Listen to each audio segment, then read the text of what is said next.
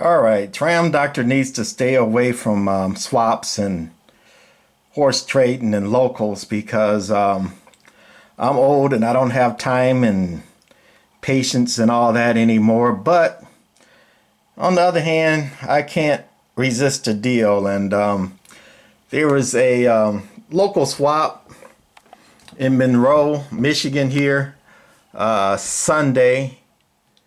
Today's Monday evening after the swap, and I just finished unloading and taking all this stuff down to the dungeon. And after the swap, I had a local that I was doing some wheeling and dealing with, so I was halfway loaded and stopped by his place, had a little bit of cash left, and end up doing some more buying and wheeling and dealing. And anyway, this is most of it, not all of it. I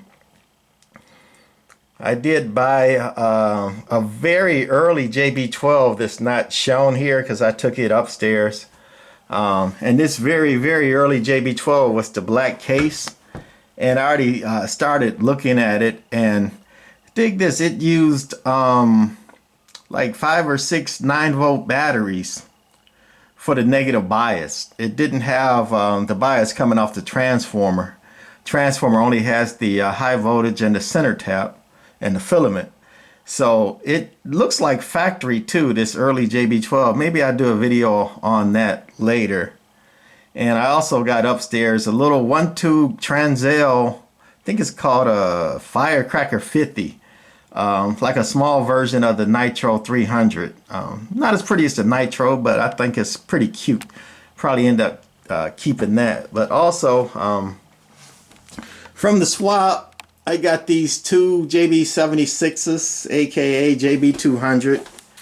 If you notice, they're almost identical, and one is marked JB200. The earlier older models were marked JB200, and then I don't know why, but later Black Cat changed the name to the JB76. 2-tube, 28417s or 7581s are used in them.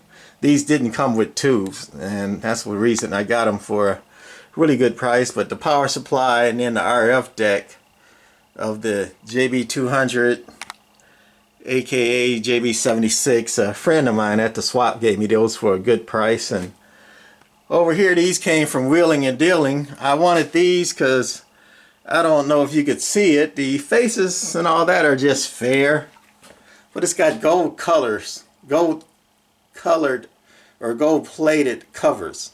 Tongue twister there. Tram Doctor's still a little tired. Been a long last couple days dealing with this and back to work and everything. But so we got these pretty gold colored R27S23. Little wheeling and dealing and purchasing after the swap from a guy. And then we got this base. Looked like it was a Mako 200. I think I already have one. But anyway, we like the transformer, so that's the reason we bought this thing, to get the nice transformer in it. And we making this converted over to like a 1-tube tester or something. Nice foundation for that. So we got that for a song and a dance at the swap. We got the Palomar 300A 2-piece, not bad condition. Has tubes. I don't know if the seller said it worked or not, or he didn't know, but I'm like, it's got tubes. You know, looks in decent condition. I paid $200 for that at the swap. I figured the tubes and, you know, transformer and all that is worth it alone. Then there was a Raider at the swap. I paid $50 for that with tubes. I don't remember if the seller said it worked or not, but you know, as long as the tube's okay and the transformer's good, we ought to be able to do something with it. And then this line here, or rack, was all from the local trading, I think, if I remember right. This didn't have a name on it, but I think it's a foot warmer. And it's a transformerless high voltage. If you look in here, it uses like a voltage tripler, quadrupler circuit here for the high voltage right off the lines. I think the blue revamped Palomar Skipper 300 with the one with 6146s in it does that also.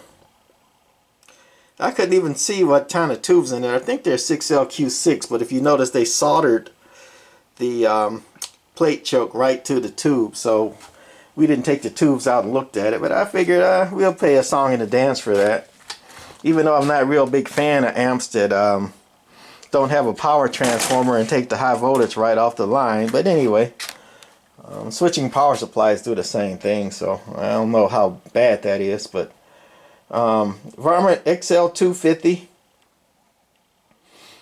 don't know if it had tubes or not. I think the Chris 3+3 is one driving 2, or is it one driving 3?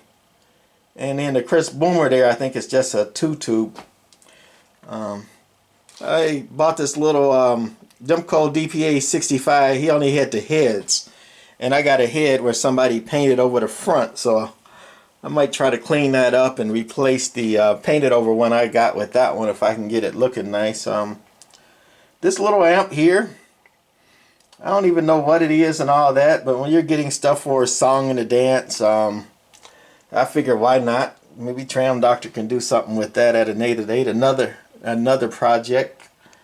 And also this Interceptor 101, two 6LQ6s. I already got one of them. I think I bought it without the tubes because the seller, wants more for the tubes than the amps. But I got some 6LQ6s stashed somewhere, so I figured get the amp for a song and a dance and stick the tubes in it and see what you get.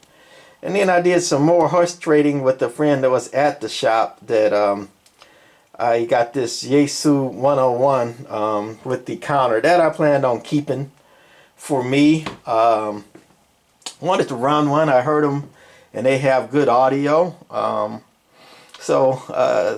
be honest, I gave up a 3-piece Demco Satellite in good shape, not great. If it was mint or great shape, I probably wouldn't have gave it up. They're hard to find, but it was in good shape. The best one I had. But I've had them before. I think I got 1 or 2 more of the Demco Satellites, but I never had a Yaesu 101.